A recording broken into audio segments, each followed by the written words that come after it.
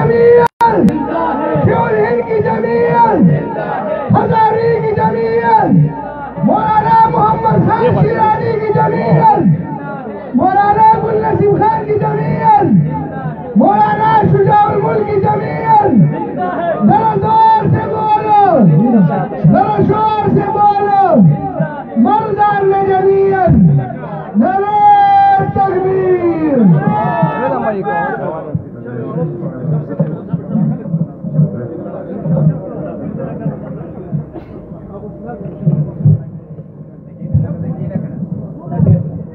Apese wo, digi apese bi khwasha daga.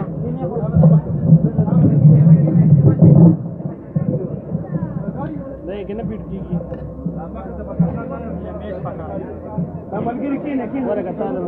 دا ټول ملګری مخامخ ټول ملګری کېنه ښه او دا کیمرې لګې وروسته کې چې خلکو ته ښکاري ښه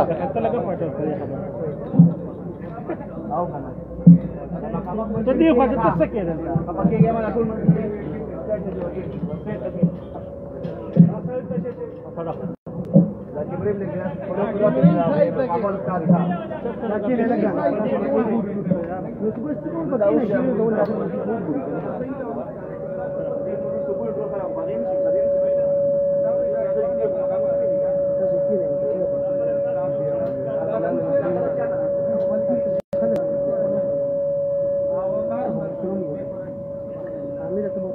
نحمده ونصلي على رسوله الكريم أما بعد فأعوذ بالله من الشيطان الرجيم بسم الله الرحمن الرحيم ألف لام ميم ذلك الكتاب لا ريب فيه هدى للمتقين. د بابرکت مجلس ذکر شریکو مهمانانو او میزبانانو علماء کرام او مصرانو او کسرانو پیغمبر صلی الله علیه وسلم فرمایي چې کوم خلک د دین په فکر او غرض سره راټول شي د دوی تر پرېدو له مخه الله جل جلاله د دوی د مغفرت فیصله وکړي. الله د دانن زموږ د ټولو جمعواري زموږ د ټولو د دنیا د کامیابی او د آخرت د نجات ذریعہ وګرځي. د قرآن کریم عظمت په دوه خبرو کې دی، احترام او اطاعت. یعنی چې له سړي سره د الله د کتاب عزت او احترام هم وي، خو له هغه سره سره د ده د هدایاتو او احکامو عمل هم وي. د لمانځه په هر رکعت کې له الله څخه موږ یو مطالبه کوو، موږ یا اهدنا الصراط المستقیم، خدایه ته ماته د لمن د ترولو څه خلیا راوښي. او چې تاسو سوچ وکړئ د زندګۍ د سفر څخه لاري فقط دوی دي. یو د مؤمن څخه لار د خالق الورد، لکه الله جل جلاله فرمایي والذین جاهدوا فینا لنهدینهم سبلنا. کم خلق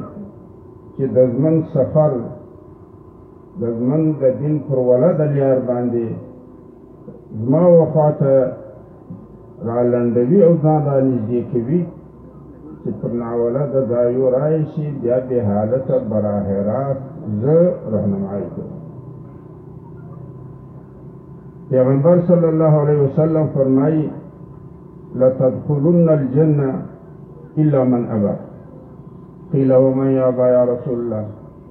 قال من اتبعني فقد دخل الجنه ومن عصاني فقد ابى. نبی صلی الله علیه وسلم فرمایي چې د الله له طرفه داخله د جنت په لار کې ستاسو لپاره هیڅ قسم رکاوټونه نشته، او که رکاوټ وو نو به هغه ستاسو خپله فیصله وي. چې تاسې دا فیصله کړې وي چې زه جنت له نه ځم. صحابه کرام پوښتنه ځینې وکړه ومه یابا یا رسول الله، په دنیا کې به داسې ناپوه او بېبخته انسان څوک وي چې د الله له طرفه به د جنت په لار کې یو رکاوټ نه وي، خو دی به په خپله د جنت پر تلو ایت ده ورته وفرمایل من اتبعني فقد دخل الجنة، چې د چا د جنت د ضمن حواسې د الله در لره چې ورځي دا یکه ولیار ده چې زما د سنتو ده، نو چې کوم خلک زما د سنتو پر لیار زما د سیرت پر پله د ضمن سفر د الله د در وفاته لنډوي، د مرګ په وار باندې چې د ضمن سفر انتها ته ورسوي، نو زما د دغې لیارې سر د الله پر در تمام شي. دا سړی د رب ته در ورسوي، او چې کوم سړی د الله در له ور ورسېده دا د الله شي مهمان یې شي. جنت د الله د المنو ځای دی، نو خو جنت یې خامخا ومن عصاني چې زما له لیارې دا خراب ژمن کړی وي د ده سړي په خپله پر جنت ایږي. اوس موږ له پکار دا دی چې موږ د خپل کردار جایزه واخلو چې آیا زموږ دا اراده د جنت ده او بیا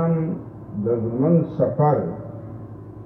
د الله د کتاب پر ښوولې لیار او د نبي صلی الله علیه وسلم د زمون پر راوړي سنت او د ده پر پله باندې دی او کړی. لهذا یوه لیار د زندګۍ د مؤمن ده چې دی شي د خالق له ځانه شي، یوه لیار بیا د کافر ده چې هغه شي د خواهش لري. موږ له پکار دا دی چې موږ د خپل ژوند جایزه واخلو چې زموږ لیار هغه دی چې هغه د مؤمن ده چې څه د خالق له ورځي، که هغه دی چې هغه د کافر ده چې څه د خواهش له ورځي. نو موږ په دې دعا کې دا وایو ویلی صراط الذین انعمت علیهم، د مؤمنانو پر لیارو سم کې چې د دنیا او د آخرت ته ښه ژوند ورکړی دی، غیر المغضوب علیهم د هغو پر لیارو مه کې سم چې ورته پابنده یې ته دا ځان او مال ستا دی مګر ستا په اجازت نه د خواهش په پیروي کې استعمال. د دغو خلکو پر لیارو هم مه کې سم چې د خالق پر ځای دی د خواهش کوي ولضالین، او خدای د هغو خلکو پر لیارو هم مه کې سم چې د هغو د ژوند لیار له دوی ورکه وي، نه یې یوه وي نه یې ښکاره وي نه یې سیده وي، کله ټوپ د خالق وخواته کله ټوپ د خواهش وخواته، کله ټوپ د خالق وخواته کله ټوپ د خواهش. نو الله جل جلاله زموږ د دغې مطالبې په جواب کې فرمایي الف لام میم. الف که موږ له الله واخلو او د لام موږ دا تعبیر وکړو چې هغه الله چې د کائنات او د انسان خالق دی، او خالق دغه ټوله صفتونه لري، یعنی خالق مصور وي، موجد د خپل ایجاد ډیزاینر وي، او بیا یې ورسره سره ثاني وي یعنی جوړونکی وي، بیا یې ورسره سره رب وي یعنی له یوې مرحلې ته بلې مرحلې پر امن طریقه باندې پر مخ بیایي، ورسره سره مالک وي ولې چې دا مټیریل او عمل دواړه د ده وي، او مالک په خپل مال باندې ملیک وي یعنی باچا. نو معنی دا ده چې الله چې د کائنات او د انسان خالق دی او د خلق په وجه باندې د دوی له ټولو اسرارو او له رموزو څخه عالم دی، په خبر دی، او ماده او کسب د دې مالک دی د کائنات او د انسان، او مالک پر خپل مال باندې حاکم وي، ملک هم دی. د دغه الله وینا ده چې ذالک دا که او دا ستا د ژوند غوښتې لار الکتاب چې د هدایاتو د مجموعې په شکل کې درکوم، لا ریب فیه، په دا کې هیڅ قسم ویره او شک نشته چې مخلوق د خالق د هدایاتو مطابق زندگی تروي، یعنی د جسم اعضاء او صلاحیتونه او مادي او مالی وسایل چې د الله دی او له سره به طور امانت دي، کدا د الله د هدایت او د اجازت مطابق استعمالوي، د جسم مرضونه به کم دي. لکه یو ماشین شي د کمپنۍ د ګایډ بک مطابق استعمالوي، د ماشین خرابي کم وي، عمر به اوږد وي، استعمال به د نجات وي. لکه ماشین شي د کمپنۍ د ګایډ بک مطابق استعمالوي، خرابي یې کمې وي، عمر یې اوږد وي، استعمال یې د مالک د سهولت سبب دی. او چې څه وخت ماشین د کمپنۍ له هدایاتو رد استعمالوي، خرابۍ یې ډېرې شي، عمر یې کم شي، او استعمال یې د مالک پریشاني پیدا کوي. انسان که د خپل اعضاء او صلاحیتونه او له مادي کائنات څخه مستفاد مالي او مادي وسایل د الله د هدایت مطابق استعمالوي چې د خالق دی، او نو به دغه استعمال د جسمانی امراضو د تحفظ هم ذریعه ګرځي، د عمر د درازۍ به هم سبب ګرځي، استعمال به د دنیا او د آخرت د زندګۍ د ښکلا هم سبب ګرځي. لیکن مخته الله پاک فرمایي هدی للمتقین. یوه خبره ضرور ساته چې زما د هدایاتو دغه مجموعه کتاب چې قرآن دی پر لار هغه خلک سموي چې هغه یو فعال دي، یعنی انسانان د شخصیت په حواله باندې دوه قسم. یو قسم انسانان هغه دي چې د ده په شخصیت کې یکسویي وي، یو فعال دي، یعنی ښکاره شخصیت یې او دننه د ارادې شخصیت یې یو دی. د خولې وینا او د عمل لار یې یوه وي. مخامخ شخصیت یې د پسې شا شخصیت سره یو وي. د نن ورځې شخصیت یې د راتلونکې ورځې له شخصیت سره یو وي. یعنی د ده په اختیاري شخصیت کې توحید دا محفوظ وي له هر قسم انتشار او تفریق څخه. نو الله پاک فرمایي چې داسې خلک چې متقین وي، یعنی توحید یې په خپل اختیار په خپل شخصیت کې محفوظ ساتلی وي، او د ده د هرې مرحلې شخصیت د بلې مرحلې له شخصیت سره تایید او تصدیق کوي، تکذیب او تردید یې نه کوي. و دغه قسم شخصیت خاوندانو ته د قرآن و سنت په اصطلاح کې او د عربو په ژبه کې متقین ویل کوي. ځینې یو بله طبقه د انسانانو د شخصیت په حواله باندې هغه دي چې هغه دوهره پل لري، یعنی دوهري شخصیت یې په ښکاره یو رنګ دی خو دننه اراده یې بله ده، په خوله یو رنګ دی په کردار بل دی، مخامخ یو رنګ دی پسې شا بل دی، د نن یو رنګ دی سبا بل دی. یعنی د دغو انسانانو د ژوند بنیاد خیرخواهي نه ده بلکې خودغرضي ده، او خودغرضه انسان چې دی هغه د غرض بنده وي و هغه ته د رښتیاوو حاله ضرورت پیښه دی چې غرض یې پوره کوي، او که بیا په درواغ د غرض پوره کېده بیا درواغ بیا وفا دی هغه وخت کې چې د ده غرض په پوره کوي، که چېرې غرض په بېوفایي او د وعدې په خلاف ورزي باندې پوره کېده بیا هغه دی دیانت هغه وخت کې چې د ده غرض په پوره کړ که یې په بدیانتي او خیانت باندې غرض پوره کېده بیا د هغه هم و دا قسم انسان ته چې د ده شخصیت کې وحدت نه وي بلکې د یوې مرحلې شخصیت یې د بلې مرحلې شخصیت سره په تضاد او ټکر کې وي و دغه د قرآن و سنت په ژبه کې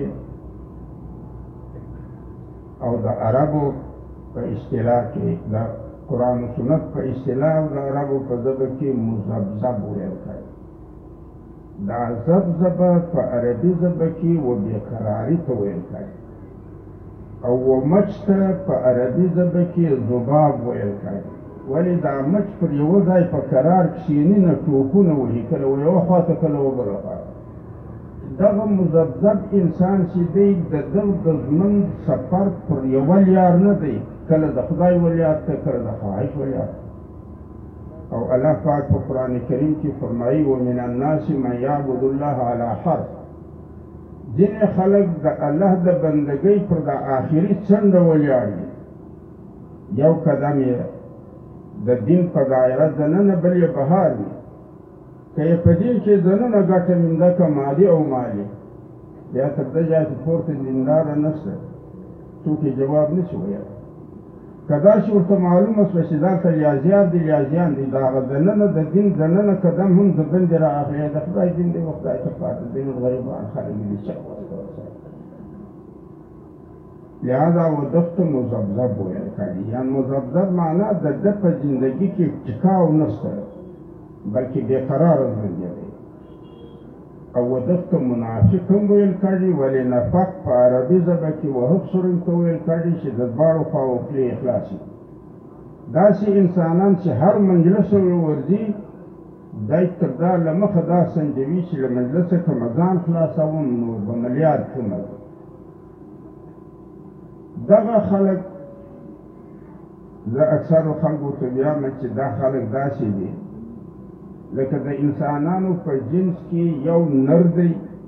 یعنی سوچه جنس دی په سوچه جنس کې یا نر وي یا ښځه یو بیا داسې دوغله جنس دی دوهره جنس دی لکه نرښودی اوس دا نرښودی په دغه نه د نر وار جوړ دی نه د ښځې اوس که مصر پر نرښودي د نر فیصله وکړي لیامله فتوا پر ورکړي هغه پر ځای نه کښېني ولې دا پوره نر هم نه دی او که د ښځې هغه پر وکړه نو هم پر ځای نه کښېني ولې چې په ده د ښځې کار هم نه دی دا د دوغله شخصیت او د دوهرې شخصیت وال چې دی دا د نرښودي غوندې دی دا نه پوره مؤمن دی نه پوره کافر دی نه د مؤمن فتوا او فیصله پر جوړوي نه د کافر نو انسانان د شخصیت په حواله باندې دوه قسمه دي یکسو او دوهره او دوغله دا یکسو انسانانو لپاره الله پاک فرمایي چې زما کتاب به هغه خلک پر یاد سموي چې د دوی په شخصیت کې وحدت وي دوغلهپن یې نه وي چې دا وحدت د چا په شخصیت کې وي هغه که خدای ومانه نو به مؤمن سي که یې پر ایت کړ نو به کافر سي خو درواغ مؤمن او کافر دواړه نه دی و تاسو ته به علماو هم ویلي وي او د تاریخ له کتابو به هم زده کړي دي چې د مکې قریش کافران وو خو لیکن تاسو به نه وي اورېدلي چې قریشو درواغ ویل سره د کفر دا به هم نه وي اورېدلي چې قول په نسخو دا به هم نه وي اورېدلي چې په دوسي یا په بدي کې دوکه له چا سره نه یو کال خلک ښکاره نن په مغرب کې چې دا مغربي دنیا ده او چا په دې مغرب کې ګزاره کړې ده تاسې له هغو پوښتنه وکړئ چې په مغربي دنیا کې څوک درواغ قول خرابوي دوکه کې په دې معاشرتي زندګي کې په بین الاقوامي حالاتو کې به هر څه کوي لیکن په خپل کورني معاشرتي ماحول کې دا شان شته او موږ په خپل حال باندې هم چې نظر کوو بیا به څنګه حال موږ یو ملګری وو مولوي احمد صاحب دا د پښین د ضلعې امیر و او زموږ ایماني هم اصلی و په سینټ کې هم ځای اصلی وفات شو له جنازې بعد ملګري چې څه وخت ما ته د بیان وویل نو له بیانه په آخر کې ما ورته وویل چې پیغمبر صلی الله علیه وسلم فرمایي چې زما د امت دوې طبقې دي که پریار برابر وي پوره امت به برابر وي که بیلیار وي پوره امت به بیلیار وي یو علما او یو قومي زعما رهبران نو ما ورته نو زموږ د زمانې ترټۍ په دل ځای کې اوښتې ده چې که ملا شي که مشر شي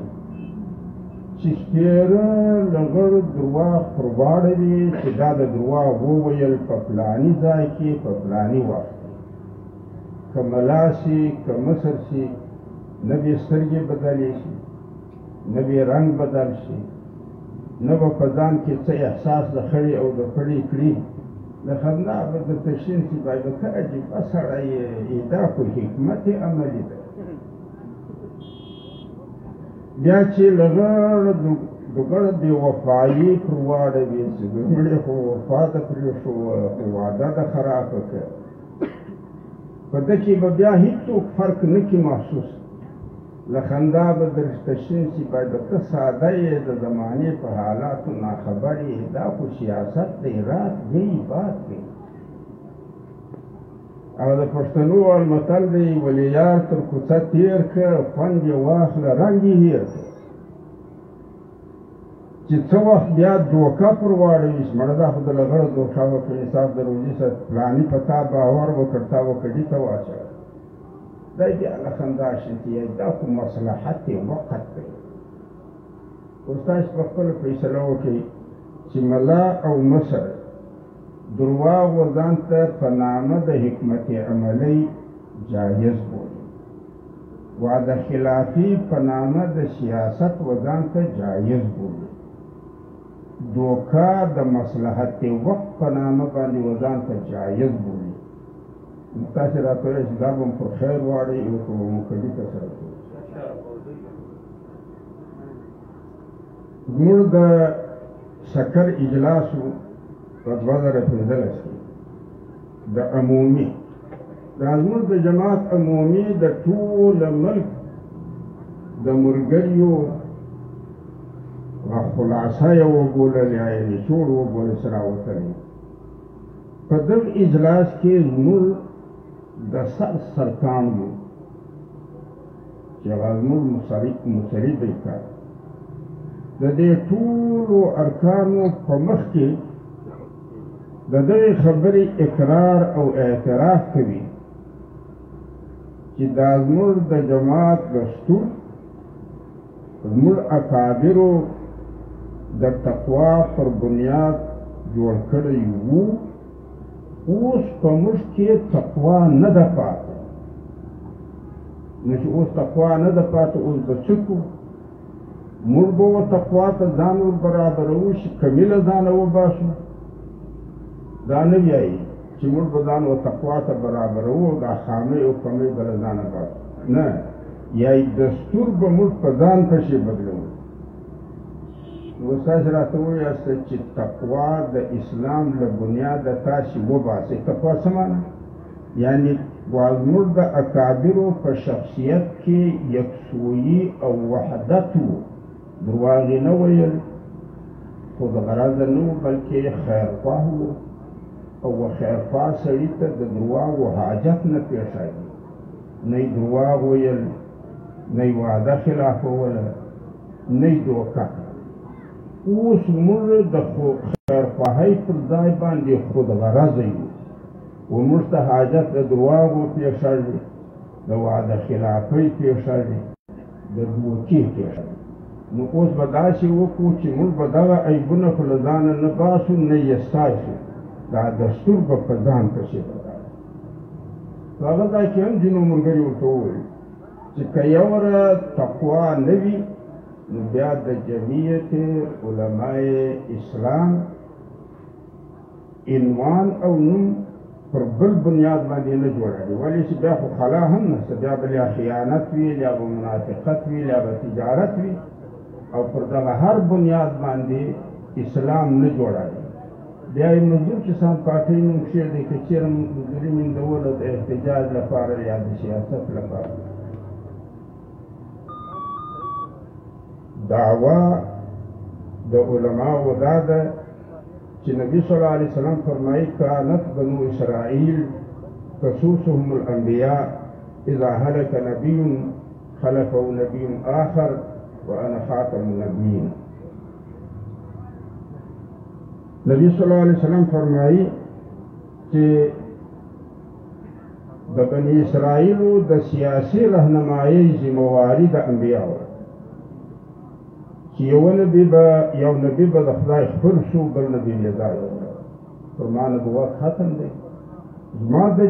شریعت علما به د انبیاءو د بني اسرائیلو په شان د قوم رهنمایي د انبیاء علیهم السلام د رهنمایي په باره کې وینا دا وه لکه چې الله پاک را نقل کوي لا نريد منکم جزاء ولا شکور نه موږ له تاسې څخه د دغې رهنمایۍ په بدل کې اجاره او کرایه او اجرت غواړو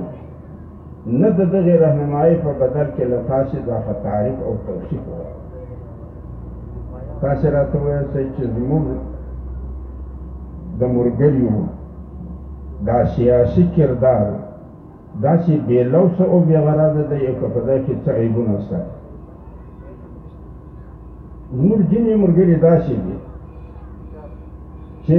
2 کروړه یا لکه روپۍ د اوټ اخیستي دغه هم په مجمع کې ودرېږي څوک دا نه ور پیدا کړي چې ملا صاحب او پښتانه یې دوی یې که سلطې کړي شرمېده بیا د سړي نوم نو ته په دا مجلسو چې دلته رغړې او د خدای او د رسول خبرې کړي دغه د اوټ په باره کې خو د ملایانو وینا دا وه چې لیا شاهدي ده لیا سفارش دی لیا امانت دی ته چېرې کتابونه وګوره چې شاهدي په کریهه او په اجرت روا ده په شریعت کې که ناروا ده دا سفارش په اجرت روا دی په شریعت کې که ناروا دی پر د امانت اجرت اخیستل روا دي که ناروا دي ته یو دغه خو در راوکړی چې وکې دا څنګه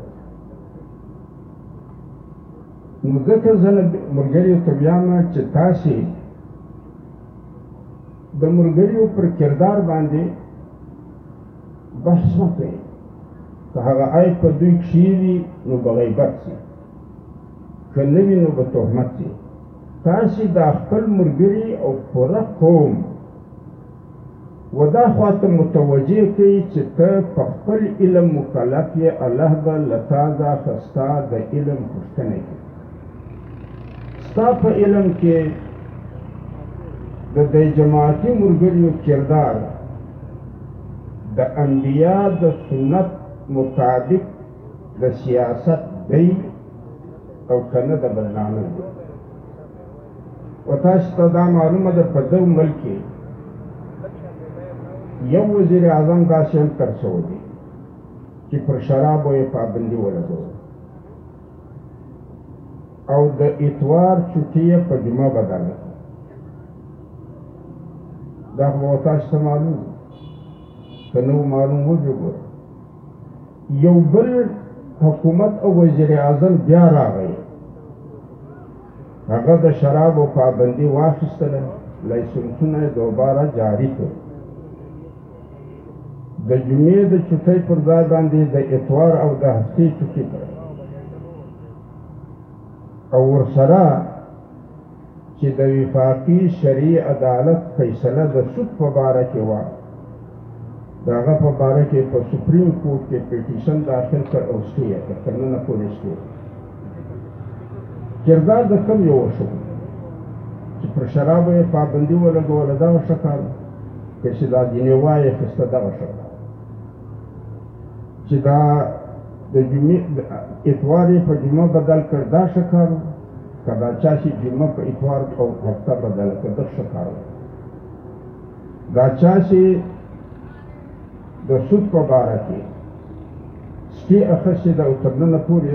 سټې ده دغه شکار دی له ده سره چا ملګري کړې ده چې دا جمعه یې په هفته او اتوار بدله کړې د شرابو یې پابندي اخیستې ده او د سود د جاري ساتلو لپاره یې سټې اخیستې له ده وزیر اعظم او حکومت سره چا ملګري تاسې به په دا خبر یاست زموږ یو حکومت داسې وو چې په هغه حکومت کې د په نامه د قومي داخلي سلامتي پالیسۍ یو دورې پلنده پاڅوي او زه به و د تعلیم یافته خلکو ته دغه ترغیب ورکوم چې ضرور د قومي اسمبلۍ له سکرټریټه داخل د پالیسۍ دغه پلنده ضرور حاصله کړي او بیا یې وګورئ چې په دغه پالیسي کې محوري نقطه څه شی ده په دا پالیسي کې د دهشتګردۍ مراکز مدرسې بللې کړي سبب مذهب باندې کړي مذهبي تنظیمونو خطرناک بلل کړي دغه پالیسۍ چې کوم حکومت پاسوله په دغه کې د زموږ ملګري وو او که نه د دغې پالیسۍ چې خلاصه راوتلې وه هغه خلاصه پر 20 نکاتو مشتمله ده او هغه ته نیشنل اکشن پلان ویل کېږي زه به بیا ترغیب درکوم چې دا نیشنل اکشن پلان کاپۍ ضرور حاصله کړي په دا نیشنل اکشن پلان کې 10مه نقطه د مدرسو په باره او هغه کې دا دي چې د مدرسو به اثر نو رجسټریشن کړي او د مدرسو لپاره به قانون سازي قاضي او ضابطې دا معلومات وکړي چې کوم حکومت دغه کار کړی دی په دغه کې موږ شریک یو که نه یو شریک له دې حکومت سره موږ په حکومت شریک یو او که نه چې یو نیشنل ایکشن پلان کې دغه نقطه موجوده ده او بیا هم په موږ کې یو څوک په مدرسه کې ودري او د ملایانو او طالبانو ته دا وایي چې که چېرې د سرکار سړی درغی طالبان پر کوړه کوي او یو زورداره قهقهه په ورکوي सर अगर आप उर्दू में कहे वीडियो वाला कहते हैं सर अगर आप उर्दू में कहे मेहरबानी आपको मैं फिर बाद में शायद कहूँ نو زه نه پوهېږم چې د نیشنل ایکشن پلان 10مه نقطه چې چا پاس کړي وي او هغه خلک په مدرسو کې او ملایانو او طالبانو ته وایي چې که سرکاري سړی درغی بیا پر کوړه سي اور قهقه پر ولګوي دغه سیاست دی که غولېدلی دي دا چی او د قهقهې په نتیجه څه وي یعنې قانون به بدله شي که به پالیسي بدله شي که به څه وشي یا د دغې پالیسۍ د عملي کولو لپاره یو اداره تشکیل کړې ده دغه حکومت په نامه د نفټا یعنی نیشنل کاونټر ټرریزم او چې د مدرسو د سرکار سړی ورځي هغه به د نفټا سړی نو قومي داخلي پالیسي یې پاس کړې ده نیشنل ایکشن پلان یې خلاصه رایستلې ده د نفټا اداره یې د دغه پلان د عملي کولو لپاره تشکیل کړې ده او بیا هم سړی ورته ووایي چې که درغی بیا قهقه پر وکړی دا صحیح عمل دی دا د پوهېدو دی که د غولېدو دی په دغه نیشنل ایکشن پلان کې 12مه نقطه دا د پاټا پر رایه او په هغه کې دا دي چې په پاټا کې به اصلاحات کوي او د اصلاحاتو لپاره 4 تجویزه دي 4 پاټا پر خپل حالت پاتې شي د افسیار دا یو شکل دی. پاټا جلا صوبه ډیکلیر شي دا جلا صورت دی. پاټا ته د ګلګت بلتستان په حیث باندې کونسل تشکیل شي که پاټا په جلو کې ځم شي. دا څلور صورتونه د پاټا د اصلاح علی السوا یعنی برابر صورتونه چې هر یو وشو هغه به د پاټا اصلاح بلل کړي. دا 12مه نقطه ده د نیشنل ایکشن پلان. زه نشم ویلی چې دا ځینې خلک دا ولې وایي چې پر دا باندې به په پاټا کې ریفرنډم کېده، یعنې د پاټا له خلکو دې پوښتنه کوي چې د چا له آیین سره واسطه ده او هغو ته معلوم دی چې په آیین کې د ریفرنډم لپاره مستقل یو آرټیکل دی. ابولی که چا پوښتنه کړې خو کړې به وي، خو لیکن د پارلیمنت ارکان د پاټا نمایندګان او د حکومت شریک د پاټا د اصلاح دا څلور صورته بلي او د پاټا د نمایندګانو مطالبه د ځنډ کېدو ده. نو اوس زه نه پوهېږم چې څه وخت ځم شپه دا پاټا یعنې په دو څلورو صورتو کې پر یو صورت عمل وشي. په دا پېښور کې د پولیس پر لاټۍ باندې دا سپېڅلي ملایان وډبول. دا څه مطلب؟ لہذا زه نشم ویلی. الله جل جلاله فرمایي تعاونوا علی البر والتقوى ولا تعاونوا علی الاثم والعدوان. یو حکومت د بین الاقوامی قوانینو په تقاضا کې د غیر مسلم اقلیتو لپاره یو قانون مرتب کوي او له پارلمانه بې پاسوي او د غیر مسلم اقلیتو په کونسل کې چې د قانون ورته جوړوي قادیاني به طور منبر ور اچوي. معنا څه شوه؟ قادیاني به له دوو یوه لیار اخلي، یا به په دغه کونسل کې منبر کږي. نو معنا دا ده چې ځان یې تسلیم کړ چې د غیر مسلم او مطالبه د مسلمانانو دا ده چې قادیاني به خپل ځان د مسلم په حیث په خلکو کې نه متعارف کړي او دای به خپل دعوت د اسلام په عنوان نه چلوي. که چیرې پارلمان د آیین د آرټیکل د عملي کولو لپاره چې په کوم آرټیکل کې قادیانیان غیر مسلم اقلیت دی، د دغه آرټیکل د عملي کولو لپاره قانون سازي ضروري وي او قانون جوړوي د غیر مسلم اقلیتو د حقوقو د دفاع او وکالت لپاره. او په دغه غیر مسلم اقلیتو په کونسل کې قادیاني ورچوي. اوس نو که قادیاني دا منبري قبلوي نو خو د مسلمانانو مطالبه پوره نشته.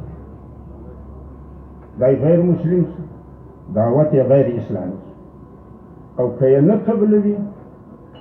نو بیا به معنا دا وي چې بین الاقوامي دنیا که زموږ پر حکومت باندې د ده د حقوقو لپاره دباو اچوي نو به دا طور به ورته وایي چې آیین کوم حیثیت ورکوي د قانون په میدان کې دی هغه حیثیت نه مني. چې د کوم حیثیت دی مطالبه کوي هغه آیین نه ورکوي. زه څه وکړم؟ نو په دواړو صورتو کې فایده د مسلمانانو او حقیقتي حالت به د قادیانانو ښکاره کېده. زه له دا ملایانو دا پوښتنه کوم چې تاسې دا نارې ولې وایي؟ دا ستاسې په نارو کې څه معقول دی؟ آیا تاسې دا وویل چې د ختم نبوت د فاتر به بیا بند شي، خوړې به بندې شي، چندې به بندې شي، سفرونه به د دنیا بندې شي؟ تاسې د خپلو خوړو لپاره دغه مجلس کاوه که د اسلام د خدمت لپاره؟ تاسې ته ټوله معلوم دی چې څوک لږ د معاشیاتو بلد دی. یو حکومت د سټیټ بینک چې کومې قرضې و ماتحت بینکو ته ورکولې په هغه کې فیصدي سود 14 روپۍ، یعنی سټیټ بینک و ماتحت بینکو ته قرضې په 14 روپۍ فیصد سود ورکول.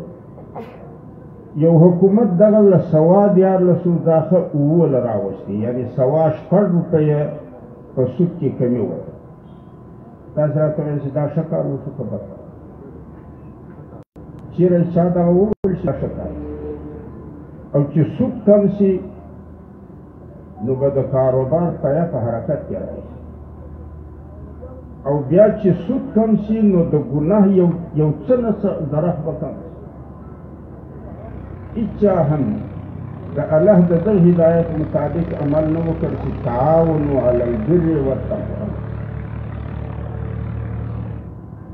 نن دا پی ډي ایم چې جوړ شوی په اول سر کې زه په هغو شپو کې په کراچۍ کې وم. دوی راته وویل د پی ډي ایم په باره کې ستا څه خیال دی؟ ما ورته وویل پر حکومت او اپوزیشن پر دواړو لاس د یوه قوت دی. اپوزیشن او اسټابلیشمنټ په شریکه د ملک د متولو لپاره ماحول جوړوي. خیبر پښتونخوا یا زه مظلوم یم، بلوچستان یا زه مظلوم یم، سند یا زه مظلوم یم، مهاجر یا زه مظلوم یم، چې پنجاب هم نعره کړي چې جاگ پنجابي جاگ تیرے پگ نو لگ گئے دا پاکستان څه شي. اب دومره خبره ما ورته وکړله چې ورکه د هر چا خپله سوې ده،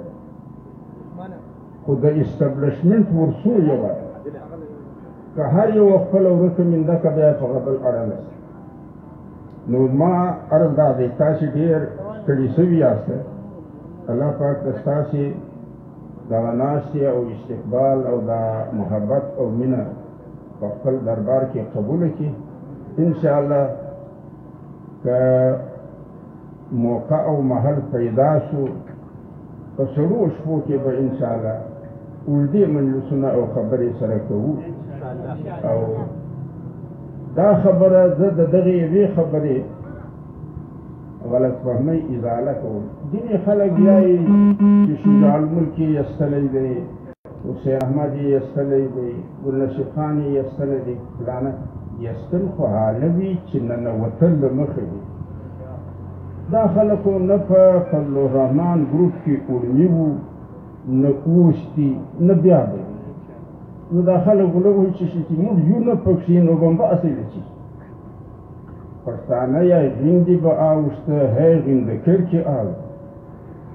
موږ به درته ویل چې موږ تاسې ایستلي یاستئ چې ګروپ هم جوړ کړی،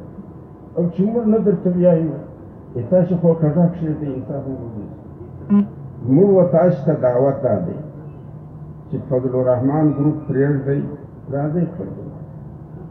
سیند ګروپ پرېږدئ، راځئ خپل جماعت. نون ګروپ پرېږدئ، راځئ خپل جماعت. دال ګروپ پرېږدئ، راځئ خپل جماعت. نن ملي شپې دي،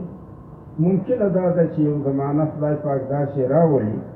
چې بیا به تاسې ارمان کوي خو شپې به یې درباندې کوي.